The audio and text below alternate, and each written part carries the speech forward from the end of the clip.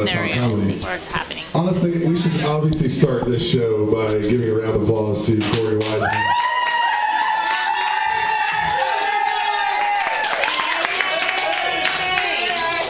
I'm quite sure that no first grade teacher throws more killer parties than Corey in Columbus.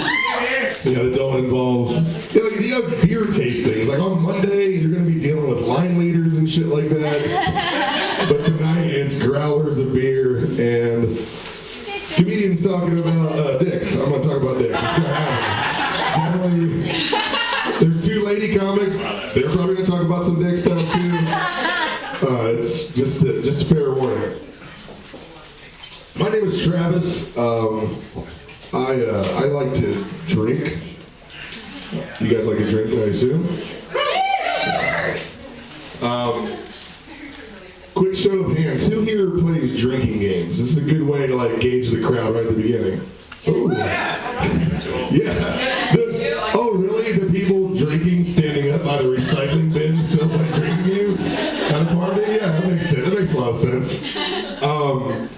I don't play drinking games anymore, but not because I'm a grown-up. It's because they don't get me fucked up anymore. So I've had to kind of make some adjustments. I now play drinking role-playing games. And it sounds complicated. It's very simple. I just sit in a dark basement. Plywood garage would do. This is about what it looks like. I usually sit in a very dark basement, completely alone, and I stare into an empty picture frame, and I pretend that I'm a loose cannon cop that just lost his young wife, and just drink scotch. Yeah, it's called Lethal Weapon. You guys can play that at home. If you live on a houseboat, you automatically start as the mayor. That's your game now. Obviously, with this amazing beer tasting back here, give it up for the beer tasting from Growl, everybody. It's awesome. Obviously, we've become more cultured now. I don't just drink 10 Black Labels in my car anymore. It's 6 to 8 IPAs in my car. Fancy. But it's fucking up a lot of the drinking culture for me. I don't know how you get into a cocktail bar fight. I don't know what to do. The only thing I can think is that it's good for me because usually when a bar fight happens, I'm just yeah! I just kind of freak out. Now if you're a place where people are serving Manhattans, I'm could probably do some fucking damage in here. I'm starting them. I just grab a handful of cashews and throw them against the wall fuck Mad Men, and then I just fight a guy in suspenders. You spilled my bitters. Yeah. Then we fight. Here comes the dick stuff. You guys ready? There are two problems with the modern world, as far as I can see, that we all need to work hard to get rid of. And it's not going to be easy. One is dick pics, and two is pro wrestling. I don't know why there's still men that like pro wrestling. I don't know what we can do about it. I'm sure not happy about it. I don't think you guys are either. There's one in the back. Damn it. Well, you're gonna like this one. So you can judge the efficacy of my solution here. We can't make grown men stop watching pro wrestling, but we certainly can convince the women that fuck them to knock it off. Just don't do it. If your man watches wrestling, don't have sex with him. That'll clear that right up. I mean, to me that's on the level of abuse. I don't think that should be something that you should have to put up with. I mean, look, things get heated. Sometimes you might hit each other. But no woman should ever have to deal with their man wearing an Undertaker t-shirt at Thanksgiving. That is a bridge too far to me. That guy in the back wants to pile drive me super hard. I saw it. I saw his lip for a second and I was like, oh my God, there is no way to get out at a party like this. Dick pics is going to be harder because people still seem to love to send them on phones. I don't understand why anybody's sending pictures of their penis. First of all, it's a 1.5-inch screen. Nobody thinks that looks impressive. It's tiny. It's grainy. At the very least, you should put a penny next to it for reference, like the old science textbooks. Just something that shows off the girth. I said girth at a woman's woman's birthday party. I said girth. Look at this. Yep, her students handmade something for her in Spanish, and I just said girth. Right next to it. I really don't understand. It's not a good idea. I don't know about you guys, but if somebody even would have talked about my penis when I was in high school, I probably would just like broken out in hives and died right there in front of them. And now people are just passing it around with like a paper trail. I'm like, look, you're gonna make fun of my dick. You're gonna do it for memory. I'm not gonna give you like a file you can pass around to all the women in Columbus. That's not what I'm gonna do. I remember the first time someone sent me like what do they call it? Sexting. Yeah, like a woman sent me a naked picture, and my friends were like, yeah, I wasn't looking at you. I was talking to the ladder behind you. I remember it happened, and I told one of my buddies, and he was like, dude, what are you gonna send to her? And I was like, fucking nothing. There's only one way for this to go wrong, which is for me to send a horrible body part of me to her. It's the greatest thing that's ever happened. I'm not gonna dig it up like taking a photo of this. But she persisted though. She was like, come on, like that's the spirit of the thing. So I did send her a picture of my dick. It was a caricature. It was cool. I was riding a skateboard. He had like a tennis racket in his hand. Not allowed to go back to Kings Island, but my relationship, rock solid. You guys, thank you so much for listening. I will be back up here later on. And by back up here, I mean over here. And later on, I'll be back there. I'll be all over this here, guys. We have several comedians here tonight. You're going to fucking love them. The first one is, I don't know how else to describe this man, other than like he's just a fancy goddamn gentleman. I really, really like him. He makes me laugh so hard every time. Give it up for Mr. Andy Luttrell.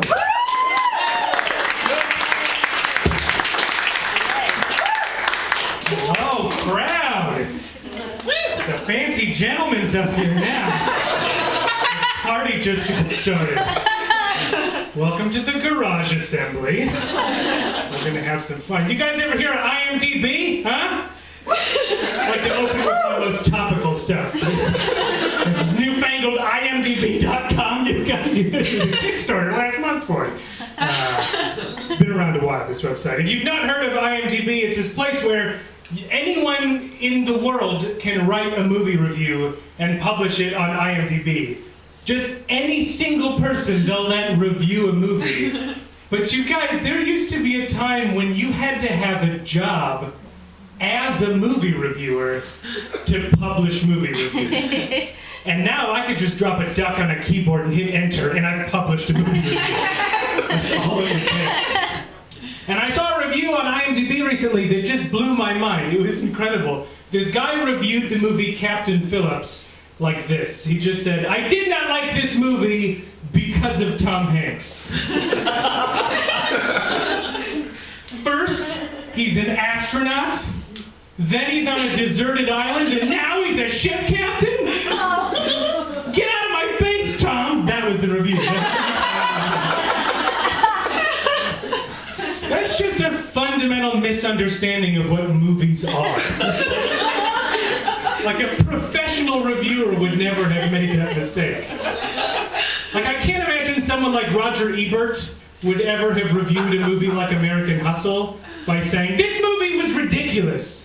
It's about a bunch of people who think it's the 70s. Get your wardrobe, guys. Terrible review.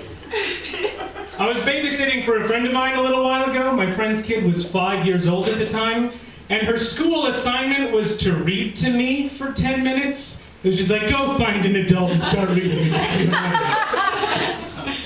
And you find out really quickly that 5-year-olds don't know how to read.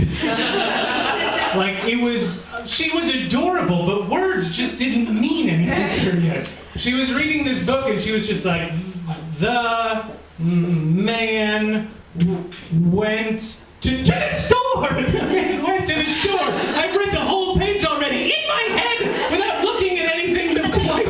I know how to read the book, and then I realized I was getting this like self-esteem boost.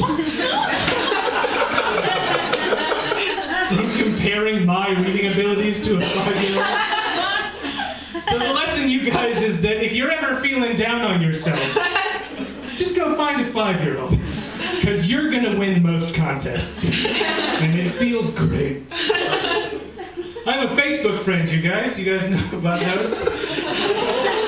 It's like a regular friend, but one you don't really care about anymore. One of those kinds of friends. And I have this friend on Facebook, and she had a baby a few months ago. And every day she posts a photo of the baby to Facebook. And every day there's a caption under it that's just like, Jack, at 33 days. Jack, at 34 days. Jack, and you get the pattern. I'm not going to do every single day reciting for you. But every day when I wake up and I look at this picture, I'm just like, oh, great, it's still a baby.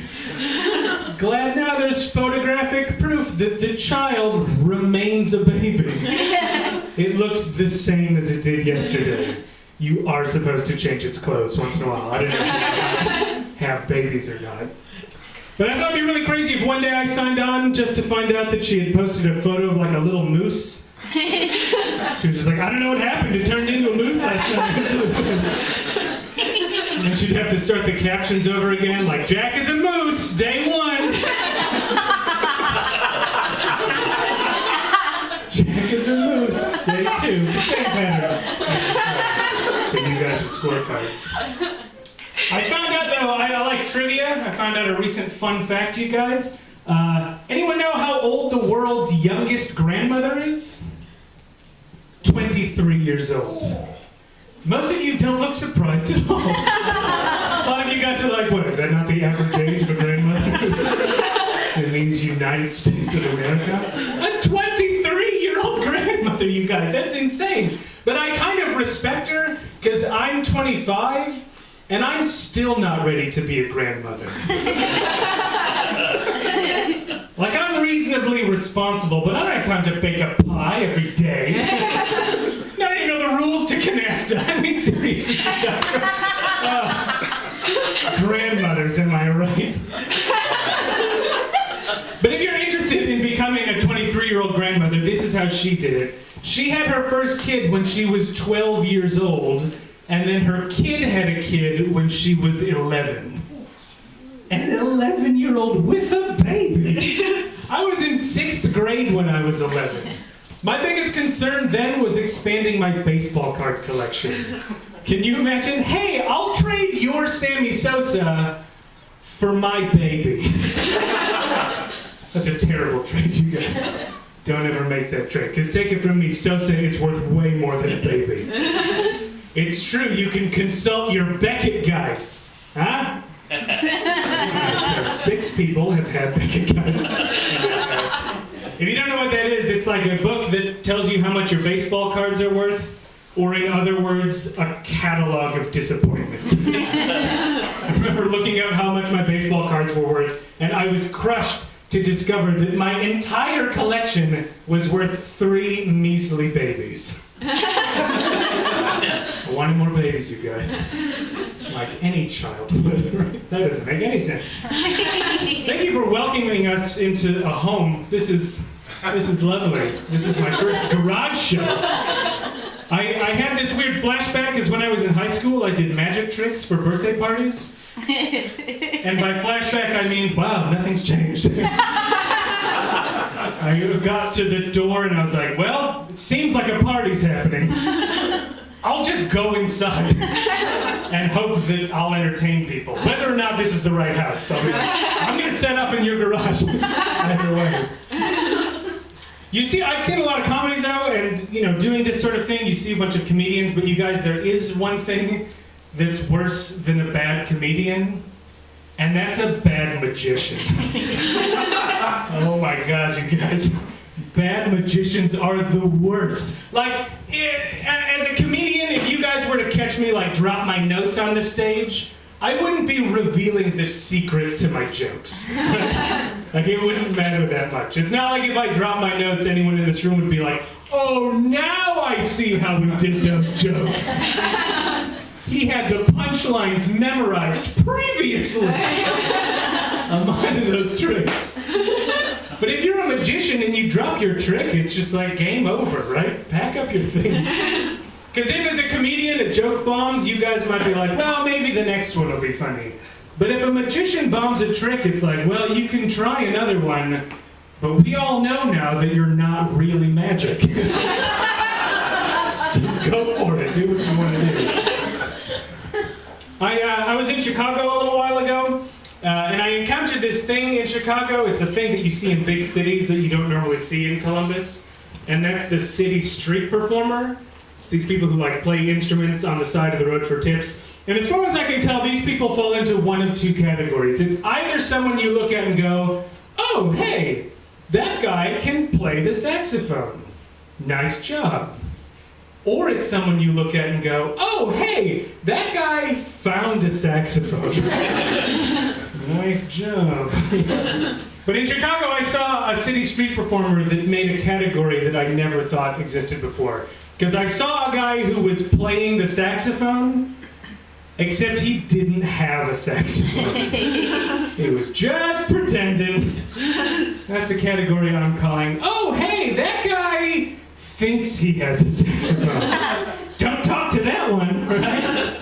Just making sure we're all still on board with premises and such. But in Chicago, I don't know if you guys ever been on a megabus. Has anyone here ever been on the megabus? Yeah. That's about the level of indifference that you feel on the megabus. You get on and everyone's like, we're here or something. But in a big city like Chicago, when you're waiting for the megabus, you're just like with hundreds of other people on the side of a road, and they're all waiting for the bus to come. And because there are so many people, it's the perfect opportunity for someone else to come through and ask for money, because the chances are good that someone's going to give you money. But in Chicago, I saw someone asking for money in a way that I had never seen before. It was this guy who clearly hadn't showered in a while, and he had like a ratty baseball cap and a blanket under his arm. But at the same time, he was smoking a cigarette, and he was in like this posture. And he went up to every single person. He was just like, you got a quarter? You got a quarter? You got a quarter? Just every person he asked this question to. And what made it great is there was already this other guy who had been like working the crowd and making these passion pleas for why he needed money so bad. And then this other guy just blazes through like, you got a quarter? You got a quarter? I was like, what would happen if someone tried to give him $1, right? He would just be like, no! Quarters only! Like, I got a dime, you got a quarter?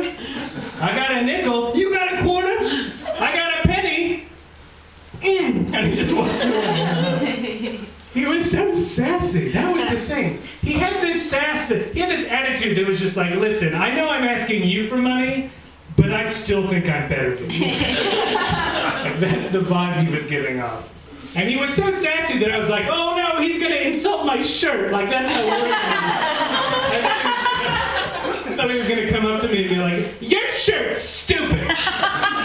You got a quarter? And then just off into the night without a trace. I like to think he got the quarter, you guys.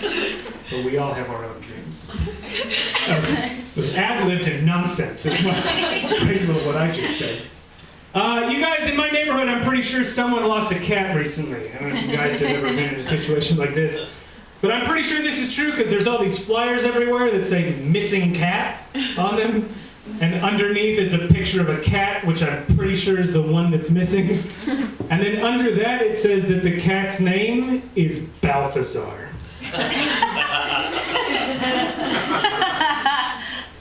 We get Balthazar as the name for a little kitty cat, right? Like, I'm just imagining this guy like, I gotta see the cat before I name it. You can't just go naming cats before you see the cat. I gotta look at the cat first, then I'll know what its name is. And he takes one look at this little kitty cat and he's like, oh, Balthazar, obviously. Very clearly a Balthazar. Got that little Balthazar nose on it that everyone is so familiar with. But here's the thing, if you are the type of person who names your cat Balthazar, then of course your cat's gonna run away. That cat left with purpose in its stride. I saw the picture on the flyer and the cat was making this face like, I know exactly where this picture's gonna end up. You don't know yet, Mother and Father. You just think this is a cute cat picture for the internet. But I swear to God, call me Balthazar one more goddamn time, and I'm going to lose my kitty cat mind. The hobo life is the life for me, I think. Gonna pack all my things into a handkerchief, tie it to the end of a stick, get distracted, bat the handkerchief for a long time. And then I'm riding the rails with a half tin of Fancy Feast until I find myself a group of cats who are just gonna call me Dave. Because that's a kitty cat dream, you guys. Kitty cat dreams are the superior dreams. I'm gonna leave you guys with this. You guys, I want to tell you about something that exists in the world because it's too crazy to keep it to myself. You guys, there is a thing that exists in our world that is non-alcoholic whiskey in a can. You know, for all those times you really want to kick back with a nice warm can of whiskey, were it not for the pesky side effects of alcohol. You know the kinds of times I'm talking about, right? It's the middle of the week, you're stuck at work, and all you can think about is how great it would be to toss back the equivalent of 8 shots of whiskey just because it tastes so darn good. Non-alcoholic whiskey. That's just taking something people like and getting rid of the only reason people like it. It would be like pornography without all that distracting sex. In a can. All right, that's good for me. I mean,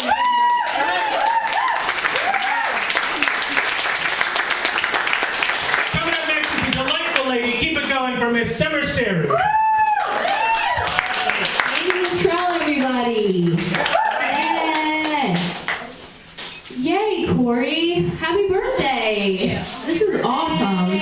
Oh, by the way, don't forget to, it's sort of like tipping your bartender and wait staff. Like, you know, there's a tip jar over there. She did a lot for this, so just reminding you guys. Happy birthday. Yay. I showed up. Your house is lovely. I showed up and I was like, I rolled up and I was like to Travis, I was like, I can't do this. And he was like, what, the show? And I was like, no, be like a real adult. She's like a real adult. I'm 2 years older than you, and you're like doing it. This is great. So, Clintonville's beautiful. I live in the short north, near a church that's been leaving these like mini comic books on my windshield. And like, I get what they're doing, you know, I get it. Like, they're trying to spread the word, recruit people, but like, what I don't appreciate is people forcing their moral agenda down my throat, you know? Like, you don't see me leaving empty bottles of Tito's vodka and use pregnancy tests on the church vans, because I'm tolerant. And I don't understand, like, you know, animated, you know, like disguising Bible verses in, you know, cartoon panels. It's kind of like animated porn. You know, you're like, yes, sure, it's novel, but at the end of the day, it's still Minnie Mouse getting gangbanged by Garfield and friends, right? That's what we're doing. We're looking at that. Stupid. So yeah, I'm 34. I like to, are you guys drinking? Some of you are drinking, I see that, yeah. I like drinking, but I do stupid shit when I drink. Like, I got drunk on a Monday and bought a Ouija board. Yeah, just as my Monday. Like, I can't just get wasted and drunk down on my exes. I get sloshed and text message the dead via Ouija. And so like the next day I go to take it. I used it, of course, and then I go to take it back at Target. And the dude asked me the question. He's like, "Well, is there anything wrong with it?"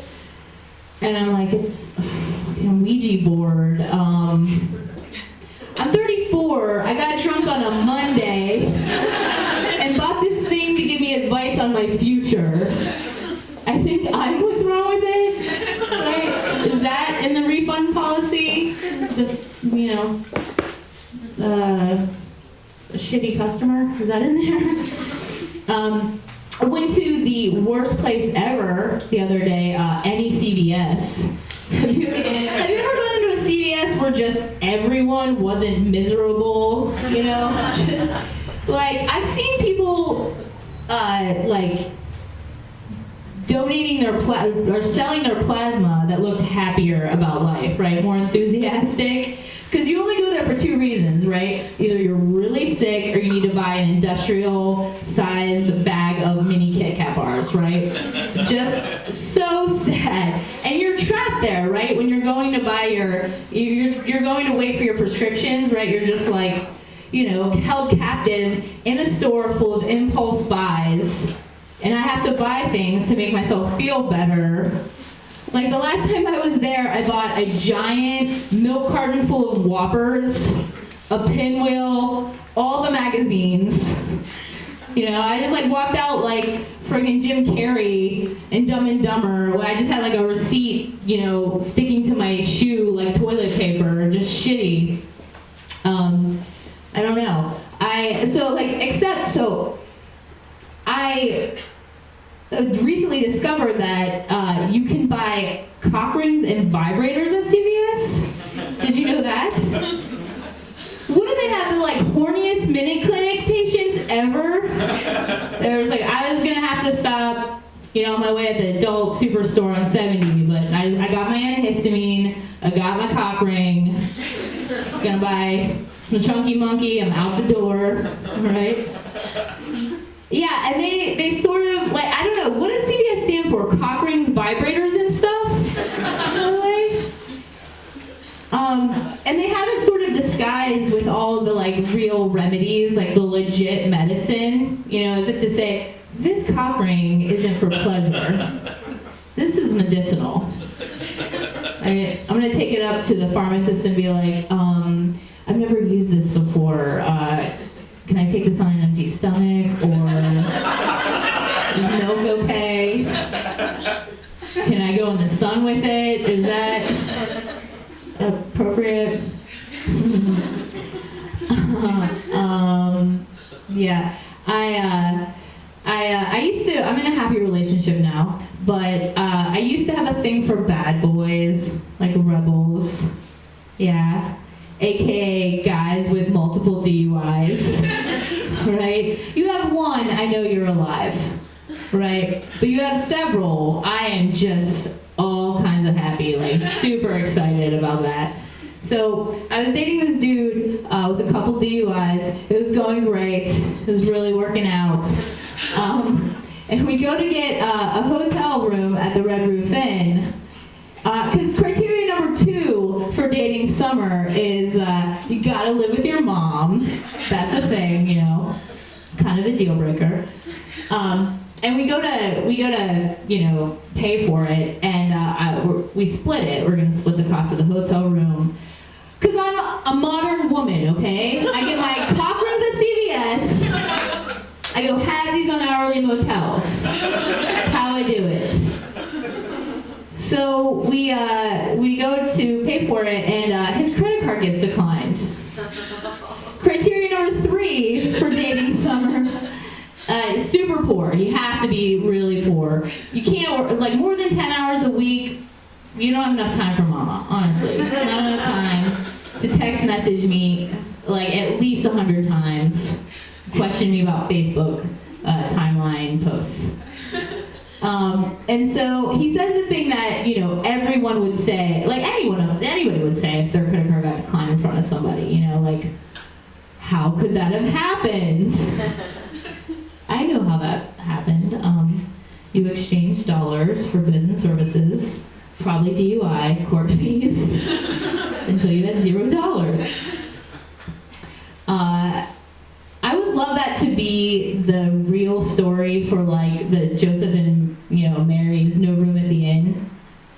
You know, like, Mary's like, oh, fuck, like, first you get a DUI, we have to ride on these shitty camels all night, and now there's no room at the inn, because you spent all our money, and this is like 3 wise men, your drinking buddies, they fucking show up drunk to the birth of the Lord. What? I've shown up with booze to the birth of a baby before. I was like, it's 9 months. She hasn't drank. This would be amazing, right? It was like, it's too soon. It was way too soon for that. You know you're not ready to be a mom when there's like only one mode of celebration, and that's drunk. It's not. I like to do 2 things when I'm drinking. I like to sing and fight. It's like I turn into a female Popeye. And just like, oh. I was karaokeing, and the last time I was karaokeing and drinking, I stopped in the middle of the song to yell at the DJ that he was playing the wrong version of the Bill Withers classic, Ain't No Sunshine. I was just like, hey, this is too short. There's not enough room for, it's not long enough for, I know. There's like clearly enough I knows. To which he yelled back, hey lady, don't blame me for your shit. And I was like, do you know my mom? Do you know me? You're so right on so many levels, so right. You can drink now at the grocery store, right? You guys know this. You can drink at Whole Foods, and all of my friends are like, this is amazing. You can drink at Whole Foods, go shopping. No, this is not amazing. Like, I go to Whole Foods to get my shit together. Like, I go to Whole Foods to avoid being drunk. You know, and I don't go there to accidentally get drunk. That's like going to church and just accidentally getting an erection. I was like, how am I supposed to have a spiritual relationship with God when there's Jesus over there with his loincloth and his ripped abs and his hipster beard? Where's the nearest CVS? Fucking cock ring now. Stat. I'll leave you with this, you guys. This has been weird. I'm sorry. There's some stuff that I kind of forgot some stuff earlier on. Like, let's be real. I kind of messed up some stuff earlier, but I hope you're having a good birthday, Corey. I hope so. Maybe you go back to bands next year. I don't know. Bring your first graders in. To bring them in. So I was invited to be a part of this like Facebook page called Lady Shorts, which sounds to me like a creepy Craigslist category, but it's not. It's a place where I can go on Facebook to feel welcomed and encouraged when I'm feeling down. Do we need this many pep talks throughout the day, ladies? As many inspirational quotes everywhere. They're like on our chocolates, on our fucking tampons. We're not going to shatter if we go to the bathroom and our favorite saying, be strong, be confident, be you, has been painted over. Right? Like, we're going to be okay. Like, you don't see the same words of motivation traveling the waistbands of men's boxer briefs. Like, bro, worry is carrying the load of tomorrow with the strength of today. Bro, don't do that. Like, depending on if it's large or extra large, it can go on forever. All right, guys, that was my time. Thank you very much.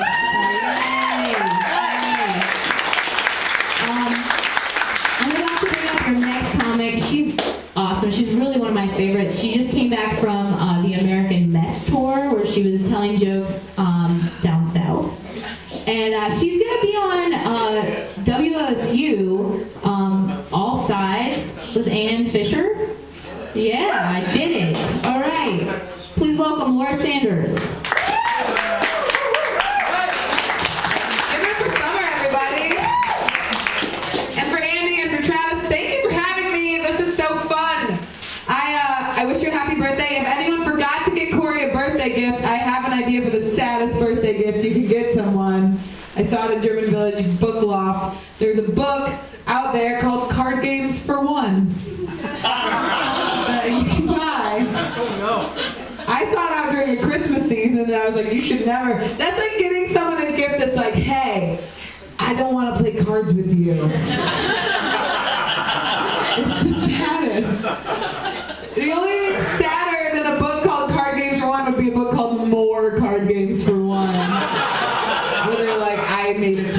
fun, and turns out I'm still alone. So here's more. But no, Corey has so many more friends than that. Give it up for you guys. You're so popular. So pretty. You're so popular.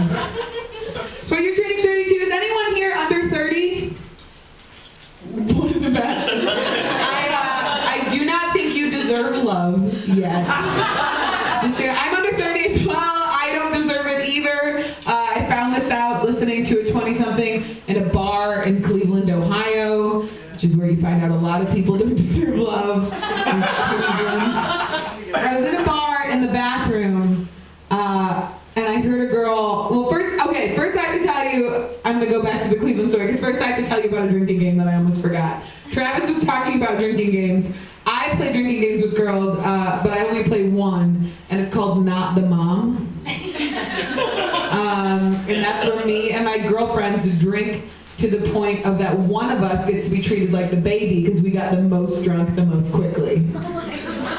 And then everyone has to make sure, because everyone talks about toddlers and they're like, oh, toddlers are just like little drunk people. They don't realize that drunk chicks turn into toddlers and that you are suddenly responsible for their life. Like, you have to make sure they don't follow a stranger home or like just wander off or like drown in a bucket or whatever toddlers do. Your drunk chick friend will do those same things, and you have to be careful. Like, for toddlers, it's candy. You have to watch out for strangers with candy. For drunk chicks, it's dance parties. Like, Summer's just like, I like to dance. Well, you like to sing and fight. A lot of people like to dance and fight. And so, like, dance parties for drunk chicks, like, a guy could pull up in a creepy van and be like, hey, I've got this dance party going on. But first you gotta get in my van. And she'd be like, I'm already in the van. I love it. I do. But back to Cleveland. I was in Cleveland, Ohio, and I heard in a bar a woman say the phrase out loud, I don't want to be riding some dude's dick and see a dinosaur.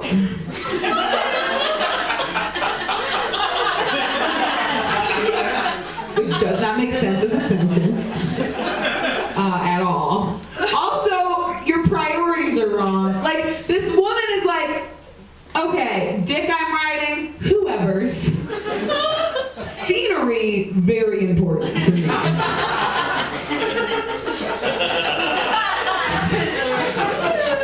If scenery is important to you, why don't you want to see a dinosaur? Everybody wants to see a dinosaur.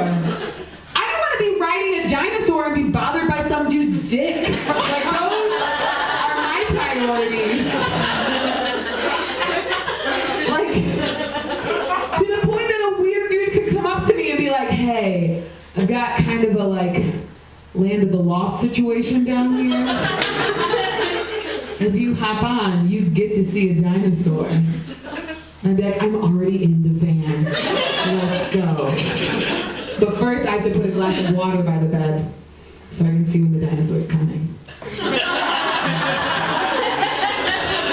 I'm a clever girl. Just to explain the girl in Cleveland, she was really conflicted because she was dating a dude that she hated. And he decorated his whole house with dinosaur stuff. But she was conflicted because he owned that house.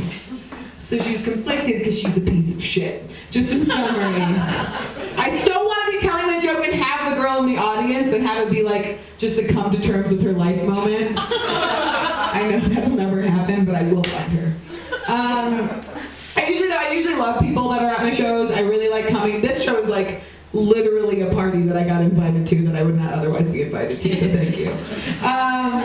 Because after one show, I did a show, actually when I was traveling down south, I did a show and I got to talk to this new woman, and she was really awesome, and she was complaining about this date she'd gone on, and it was a date with another woman, and she was like, oh, and she was so terrible, she wouldn't stop talking, and I was like, oh, she sounds like the worst. And then, like, she was like, oh, are you a lesbian? And I was like, oh, like, I just wanted to be like, no, like, I'm just Midwestern.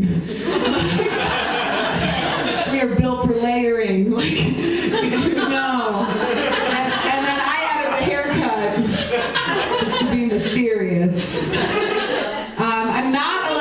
I do get asked that a lot. Because I'm built like this, and then the haircut. And then, so to her, I immediately was like, no, I'm not. Because it's gotten to the point now, like, I did a show a couple weeks ago in Ohio, and I was not asked after the show if I was a lesbian. I was told by a man that I was a lesbian. And it was like, he was so nice about it. He was like, you are such a strong lesbian woman. And I was like, no, I'm not. And then he's like, no, you are strong. Don't you ever doubt yourself. And I'm totally cool. I'm fine if people are, but I just want to be accurate about myself. And so I told this woman down south, I was like, no, I'm not. And I was like super aggressive about it. Not because I don't approve of her, but just I get asked a lot, so I'm ready with my response. And then I realized that it sounded like I was like being a jerk about it, like I was like not approving of her lifestyle, and so I had to back it up a little, and I was like, no, I'm not, but I wish I was, so I could fuck you. And that is not how you tell people you're okay with their lifestyle. It's offer to fuck them in a non-appropriate way. Like, you can vote Democrat, I'll still fuck you. Like, it doesn't work out. I come from kind of a crazy family. I think that not all women are crazy. I think it is fair that all women have crazy triggers, and that you're responsible for knowing your trigger. For me, I know that I can no longer drink bourbon. Because my crazy trigger, just to warn all of you, is bourbon and compliments that happen at once, and I found it out the hard way at a comedy show. I had a comedy show that went amazing. The guy I performed with was so funny, and afterwards we were drinking bourbon, and then he was nice enough to say, hey, I didn't notice this before, but you have really pretty eyes. So that's nice. And I said, that's what people tell me when they don't think I'm funny. And I took a toothpick and I stabbed it deep into my right eye. And I said, if I'll do this to me, what'll I do to you?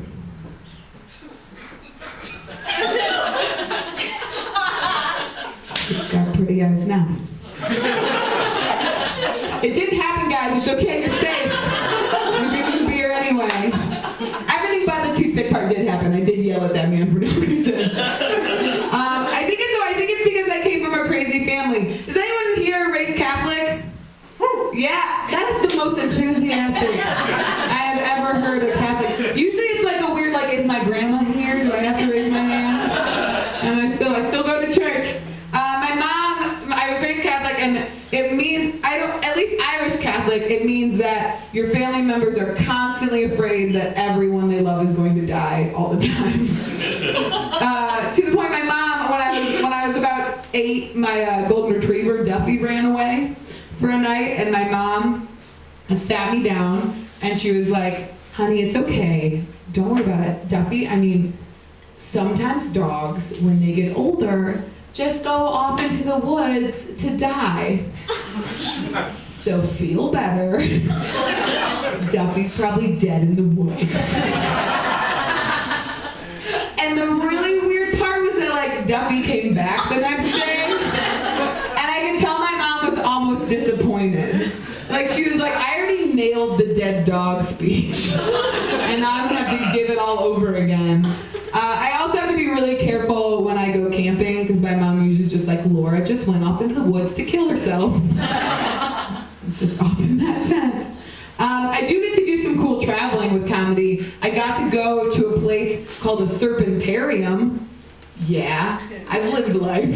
For those of you who don't know what that is, a Serpentarium is when one man owns so many snakes that instead of looking around his life and being like, I've got to get rid of some of these snakes, he thinks I should start charging people $8 to look at all these snakes. And then Laura Sanders pays him $8 and goes. I'm like, and I brought friends too. I was like, come on guys, we're going to the snake zoo. Let's do this.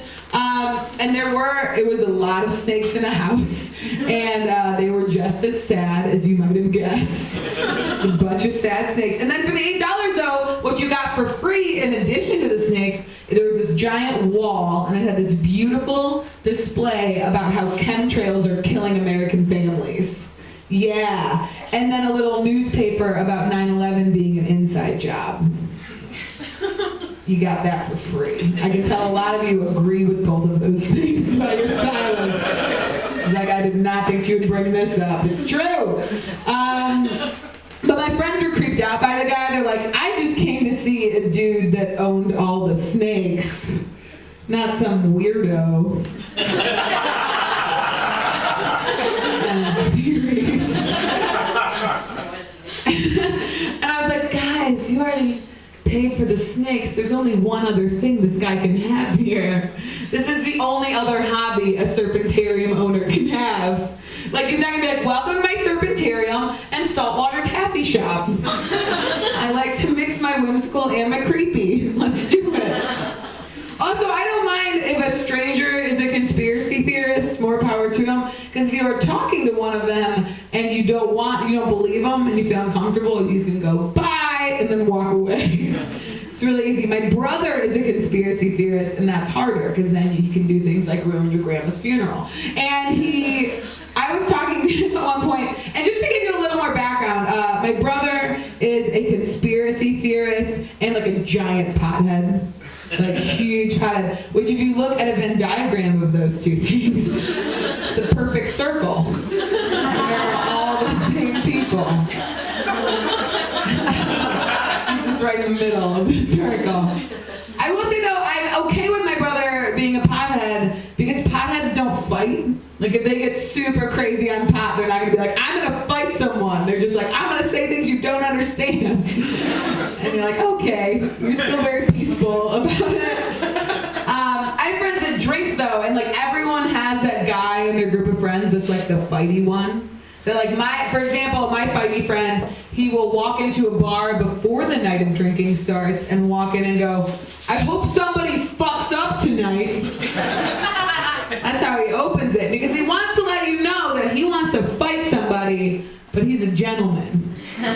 And he's only going to fight them if they fuck up. I don't know what his standards are for fucking up though. Like, I don't know if it has to be like somebody wrongs him, or that like a guy just walks in and is like, oh my god, I think I did my taxes wrong. And he's like, you fucked up, bro! What's wrong? This same friend though, one time a guy was actually really bothering me and a friend of mine to the point that we were feeling extremely uncomfortable. And so my fighty friend was there, and so he went up to the dude and was like, hey bro, if you don't get the fuck out of my face right now, I'm gonna count down from 15, and I'm gonna kick your ass. Can we all agree that if you actually want to kick some ass, that 15 is not the number that you choose? Like, hey bro, I'm gonna start singing 99 bottles of beer on the wall. Oh, and Lord help you if I get down to bottle 37. That is when I count down from 15. I'm not actually afraid of dudes fighting so much. I'm a feminist, but I am glad that dudes generally aren't allowed to punch me in the face. Like, I can still ask for help for that. But women can fight me, and that is scarier. Women are scarier about fighting. Like, people always say that women should fist fight. Like, they're like, 1, they should. 2, awesome. And then if you need a 3, they're like, hot. Like, it's... And the main reason, though, like the intellectual reason that guys give for it is they're like, if women just fist fought, they'd be so much less catty. Like, there's so much cattiness between women. If they just fought it out like men, then they'd be so much less catty. I'm like, no, I don't think that would result in less catty women. I think it would just result in more dead women. Because we don't know when to stop. Like, as it is right now, I'm like, yeah, I'm going to give you an eating disorder with my words. I'm going to ruin your whole life over G-chat, no hands. So, like, if we added fist fighting to that, like with men, they know when to stop, and that there's this weird magical time in bar brawls that I've seen with men, that they're like, okay, let's just both breathe heavy and then be best friends. Like, I don't know, they like know when to do that. With women, I feel like it would just end when someone was like, just stop, she's dead. And then stop like 10 minutes later when the cops came. And it broke up. I bought mace recently, which is because I live kind of near campus, and there's like a lot of break-ins around there. So I bought some mace, and when I bought the mace, I bought 2 because you're supposed to buy. Yeah, you buy 2 because you're supposed to buy 1 to practice with, and then 1 to use, which is reasonable, except that you still feel super aggressive buying 2 things of mace when you go buy it. You're like, hey, can you give me double the amount of violent hairspray that everyone else buys? Like, I just want to be that bitch that maces people now. But I bought it, and I told one of my friends that I bought it, and she was like, oh no, you can't buy mace. I was like, why? She's like, no, do you know what they do? Those bad guys, they take that mace and they turn it around on you, and they use it on you, and then you're maced and you're helpless, and they're attacking you. And I was like, okay, I'll get like a home security system. And then she's like, no. Do you know what they do? Those bad guys, they come, they reprogram your home security system. So then the cops show up, they think you're the bad guy, right? So the cops are trying to arrest you. Original bad guy murders the cops, and you look like a cop killer when other cops show up. And that's if you're lucky and you get real cops. Oh, because there's fake cops out there. There are fake cops dressed up like cops. They're actually criminals. And if you don't forward this email to 12 people, it's going to happen to you. I'm like, I'll just get a gun then? They're like, that works. Actually, I do have a gun in my house, just so you all know. I live nearby. I think I have to tell you. It's by surprise, though. I had a surprise gun show up because I moved in with my boyfriend, and he owns a shotgun. So then suddenly there was a shotgun in my house. And I talked to him about it, and I was like, hey, I don't know how to use that murder machine in the corner. So, like, I've read some articles, and it seems pretty likely that it will murder me, be a criminal. So, if you know, and I, like, really thought that he was just going to be like, oh my God, you are so right. I'm going to throw it in the bottom of the ocean. No. He was like, oh my God, you're so right. We should have gun drills. So if you guys need to ever do a gun drill in your home, this is how we do ours. I pretend to be asleep in the bed. And then my boyfriend makes a bunch of burglar noises downstairs. And I have to leap up and grab the shotgun and yell, get the fuck out of my house, and make the noise with the shotgun, because we all know that's the scariest part of a shotgun, is the shotgun noise. And I have to aim it down the stairs. Thank you for the audio there. I got a cheat sheet from the audience. I hired him for this. And then I have to aim it down the stairs and then aim it at a broom coming up the stairs. Because I was uncomfortable aiming it at my boyfriend, even though shotguns are never loaded during gun drills. But I was still just like, this is how people die, is shotguns aimed at people in homes. And so I aimed it at the broom, and even with the broom I had to make up a backstory. I'm like, this broom hurts kids. This broom is going to kill again if I don't kill this broom. And so I have to aim it at the broom and be like, get out of my house. And then there's usually a lot of argument about when the gun drill is over. Is a gun drill. And I pass every time, just so you know. I do great at the gun drills. Who fails at the gun drills are my neighbors. They often hear a criminal coming into my home. And then they're like, I sure hope he gets what he wants this time. I'm pretty sure, I'll leave you this. I'm pretty sure the internet has made me dumber. Anybody else? I like to be like, yeah, I'm so dumb.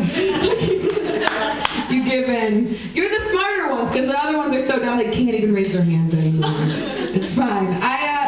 It's because everyone was like, oh my God, the internet, there's so much information. We're all going to be so much smarter. Because before, just to find out one fact, you had to like get in your car and drive to the library and touch a book and look a human in the eyes.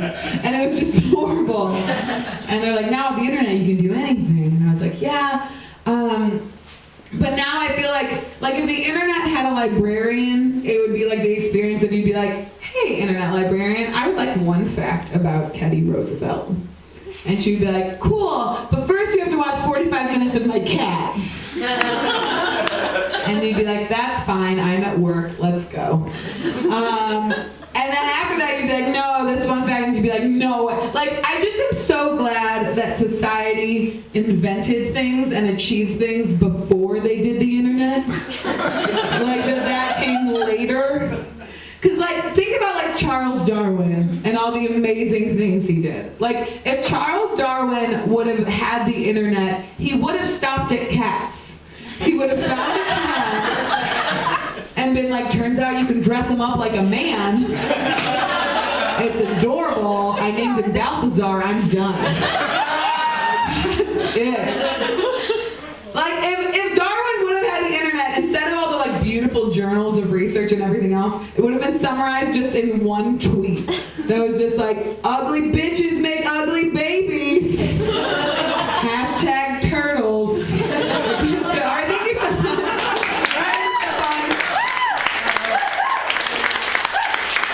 The next guy is our headliner for the Garage Comedy Show. You've seen him before, you love him, he's super funny, he's the reason we're doing this. Everybody, Travis Haywisher! The reason that we're doing this, besides Corey's birthday, you've seen him before, earlier, before we drank 6 beers in Corey's driveway. That's my Andy Luttrell magic show for the night. Like, didn't we see him before? Poof, he's wasted. All right. Give it up for Laura Sanders, Andy Luttrell, Silver Sanders. Fucking Laura. By the way, Laura Sanders, she's actually a much sweeter person than her stage persona. She's not that dangerous. She mostly just like sits in her house and eats popsicles and watches the Law and Order SVU. That's where all that dark shit comes from. The gun drill is real though, I'm pretty sure. You guys, today is the 2-year anniversary of the worst thing that ever happened to me, which was going out on a single date with a 22-year-old woman. Yeah, they're bad. They're real bad. Like for example, Corey is 32. She's a lovely woman. I think we can all agree that 10 years ago, Corey was terrible. That's how you can. That's how you know that 22-year-old women are fucking awful, because Corey's clearly a saint. And 10 years ago, despite her best efforts, she was awful. All 22-year-old women are terrible. I went on a date with one of them, and she said this thing. She goes, you know what my type is? I like the Rob Zombie type. And I was like, oh, that's not a fucking thing. That's not a type. You just like broke dudes. That's because your Rob Zombie, like the real Rob Zombie, he's allowed to look like that. You know, he clearly made his name Zombie. He's allowed to look like that. He's rich.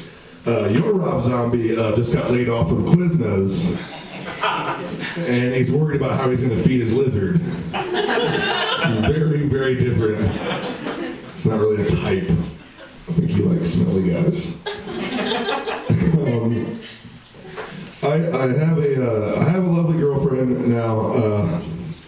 Sorry, not to brag, but yeah. We split utilities. What's up?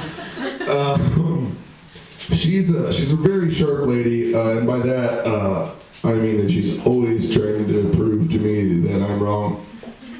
And it works super hard, because I'm a goddamn idiot. And she, I think she would make an amazing lawyer, honestly. I've been trying to tell her this. Like, she's a teacher right now, but I'm like, you would be a fucking great lawyer. If lawyers were allowed to make their closing arguments right before you go to sleep. Because that is where she really, really sends the message home. I think we're just going to go off to Sleepy Town, and she's going to say like some knee-buckling, reevaluate your life bullshit while I'm laying there on my back.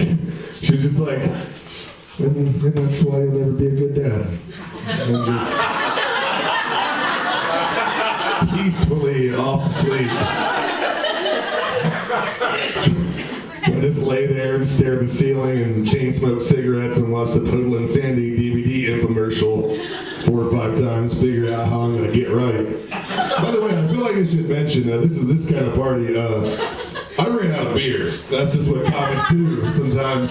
And so I went into to Corey's lovely home there and was like, I'm going to get the worst beer in the house, which is Schlitz. I think we can all agree. totally took a Schlitz, so, and then I realized that might backfire because whoever fucking brought Schlitz to a 32-year-old's birthday party really likes Schlitz. I know. So, I think, okay, it's Corey's, it's fine. I was like, oh my god, I took somebody's beloved Schlitz. Like, someone brought this on purpose, I want that. Anyway, so we're alcoholics. We can't all be first grade teachers. My girlfriend gets hangry. You guys know what hangry is, right? You guys are all small white women. I don't have to make a PDF for you. We know how this works. Hangry is a combination of hungry and angry. It's about 10 on the hungry and about 90 on the angry. And I'll give you a quick guess as to who is the target of the anger. I noticed something too. My girlfriend also, every time we have sex, she's like, oh, I needed that. I'm like, oh yeah, like, it's like sexual tension. But that's something I can't address. I can't address that as it's happening. I can't just be like, man, she's really being bitchy. Come on, let's go home. Let's get some cock in you. Oh my God was the very appropriate response. I actually whispered that to myself when I wrote that joke this afternoon. Happy sex. My girlfriend does this thing that I'm almost fucking certain all women do. Her dreams mostly consist of me being an asshole. Does anybody, seriously raise your hands. How many people do that? What the fuck is wrong with everybody? Why is this happening? Oh, I don't know you that well. So. I know, but why are women doing this? Like, they wake up, my girlfriend wakes up, and she's just like, I'm like, what? I thought I was snoring, and she was just like, you're fucking Trisha in your dream. I'm like, why are you doing this? You can imagine anything. Like, your imagination is bound by the limitless amounts that I can be a total piece of shit. That's what you do.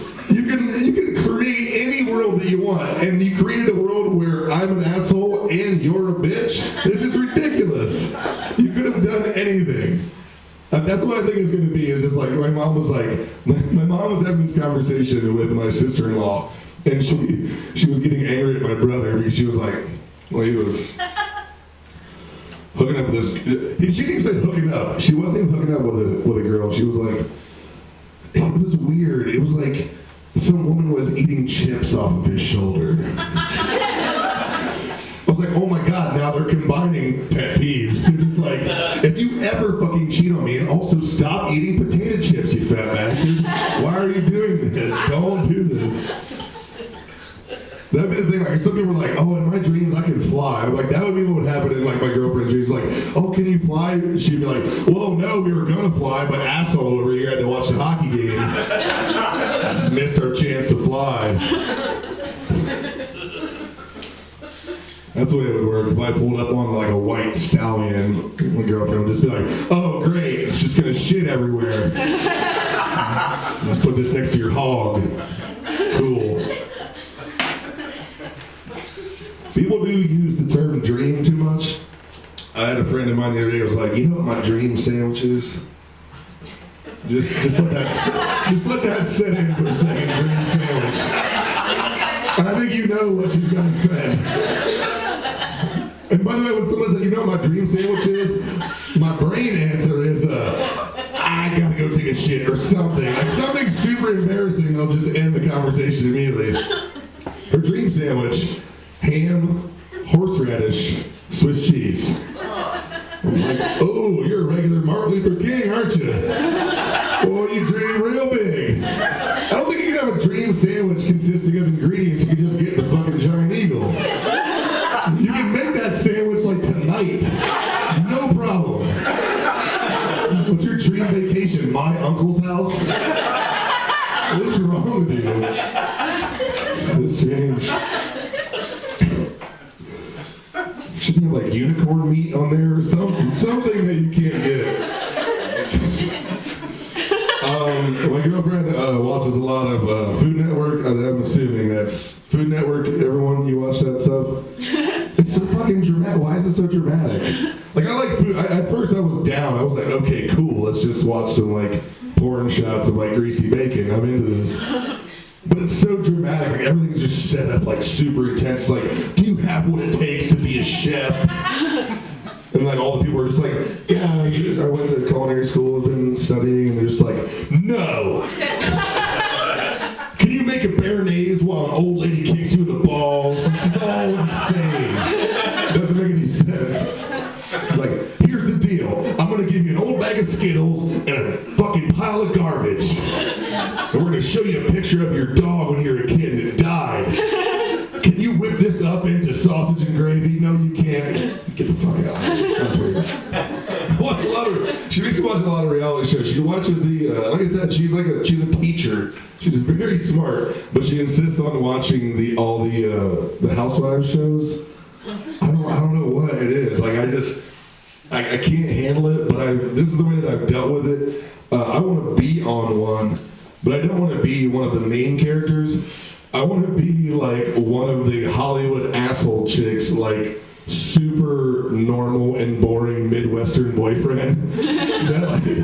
like I'm in her life, so they have to like film me like the minimal amount of time. They have to give me a title card, and I'm just like show up in like a fucking Bulls jersey or something. I'm just like, it says like Travis H. loves chicken wings, owns a Pontiac Sunfire. I'm just like, hey babe, you done with TV yet? That's what I want to be. That was real weird. This is something that she did for the best for me. At her encouraging, I joined a gym for the first time in all the years. Never joined a gym. Never went. I seriously thought, I was like, I know people do that. I never did it. I thought that was dumb. So I joined the gym, and it's fucking really strange. They do this thing when you start off, like, look, at the beginning, just go at your comfort level, which was great for me. I just organized the magazines,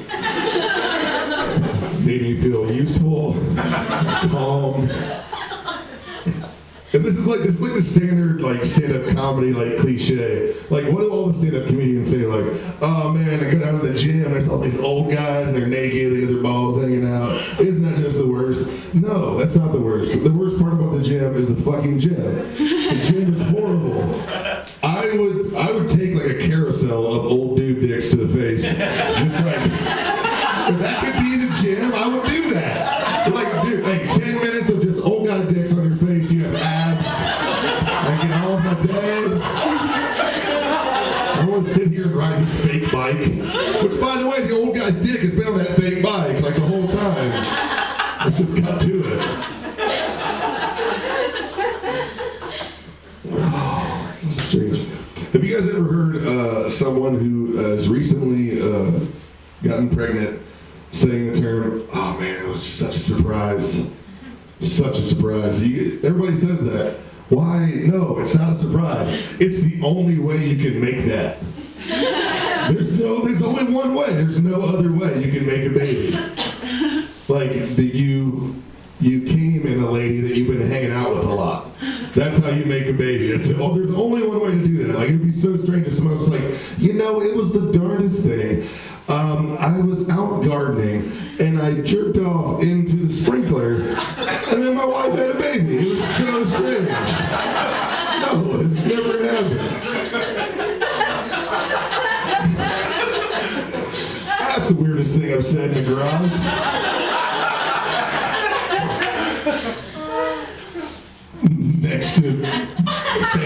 Next to thank you, Mrs. Wiseman notes. They do that other thing too. My sister-in-law just had a baby. My brother just had a baby, his second. And people do that thing all the time. They're like, are you guys trying? Are you trying? I don't understand how we're allowed to ask people that in modern society. Like, we pretty much keep it close to the vest about who you're voting for. But it's okay in 2014 to be like, hey, are you trying to fuck a baby into your wife? Because I really need to know. Got it down on my day planner. Are they trying? Is this something I want? Whoa, this is getting weird from here on in. All right. Are you guys tired of that? This will be over soon. I get tired of country used to be better back then. Nobody else get fucking tired of that bullshit? It's like, oh man, this country's going to hell. I remember back in the day when it was, no, nothing was better back then. Everything was fucking awful. Nothing was good. It was terrible. Especially if you weren't white and a man. It's fucking awful. Like, I'm a big music fan. I'm obviously a lot of people here are music fans. I think murder ballads are a good example of how we've maybe stepped it up a bit. Back in the day, it was like, oh, I really fancy this lady. But seriously, if you leave me, I'll fucking kill you. And I'll do it in 4/4 time. I'm pretty sure we've improved on that. Like, yeah, maybe not every guy opens the door for you, but at least you don't get drowned in a river by a guy named Sonny Boy. Everything is better now. And it's like the stakes are lower. Like, think about the way it was for our grandparents. You know, like, shit was kind of real. Like, if you don't get all the faxes out by 5 o'clock, the Jones gang doesn't take your family's farm. We're all better off now. All right, you guys want me to go back to all the weird stuff? Okay. I like Ohio and Columbus a lot. I don't like these damn conservatives. That was a weird transition. I'm liberal. I don't like... Yeah, I know. I drink Schlitz and I wear shorts on stage in the garage. I'm very liberal. Do you guys know that some conservative Christians think that people and dinosaurs lived at the same time? Isn't that adorable? Like, I pretty much know for a fact that is not true. Because if that were the case, that shit definitely would have been in the Bible. Like, I know they're conservative, but they know a good story when they hear one. They would have made the Bible 10 times fucking better. Like, Jesus just pulls up in the Sermon on the Mount on a fucking T-Rex, like, and we're like, hold on, Mom, the Browns are going to lose anyway. Maybe I'll hang out at this church after all. I'm kind of into this. Is Jeff Goldblum in this? I'm into it. It's a Jurassic Park callback to Laura Sanders joke. Getting real meta on you. That is the weird part. Like, I want to think that Christianity is made up. I want to. It'll just be easier that way. We could all just go back to, I don't know, not hating things. It would be a lot easier that way. I'm like, this has to be real because nobody would have made up anything that fucking boring. He could have done anything. Like, Jesus could have been Iron Man. Instead, he just looks like the mayor of Bonnaroo. He could have done anything. Like, this has got to be true. No one just make him look like somebody's old grandpa. The Pope. I am obsessed with Where's that excited Catholic at? Yeah. I've been obsessed with the Pope because the Pope now apparently can just call it off. I think that's bizarre. Like, hey, you have the infallible power of the Lord on earth. And he's just like, nah, fuck it. I want to go back to wearing jeans again. Just put in his 2 weeks, no problem. That's bullshit. Like, when I was growing up, I wasn't a Catholic, but I was a Lutheran, which basically, like, translates religiously to just like, don't be a dick. That's the way that works. But, like, you can't just do that. When I was growing up, I thought it was just like one thing. It was like, there was like Mother Teresa and the Pope. I thought it was just one dude. When he's dead, we'll just elect like a Grand Chancellor or something. Like, that's his title. And now we've had like 3. The last Pope, I'm pretty sure his name was like Jeff or something like that, before he was the Pope. Like, you can't just fucking make a Pope out of Jeff. I'm not gonna go for that. Like, we didn't even accept a new class of Saved by the fucking Bell, and you're trying to make a Pope out of Jeff. It's not gonna work. I think it's safe to assume that this audience is in favor of gay marriage. If you're not, kindly give Corey Wiseman a great gift on the way out and never come back. You're an intolerant asshole. No. I'm making speeches now. Look, let me tell you a thing about my view on the world. No, it's so ridiculous though. Like, I don't understand how we're not on board with gay marriage. I think it's my hometown. I think my hometown is the main thing holding us back. As far as I can tell, that's where all the homophobes are. There's like 7 of them left. You can go look at them like a zoo. It's so weird when I to him at a beat-ups or something. I look at him like a VCR. I'm like, holy shit, they still make you? That's weird. And then there was still a thing. And they always do the same thing. They're just like, they hear I do comedy in the short or something.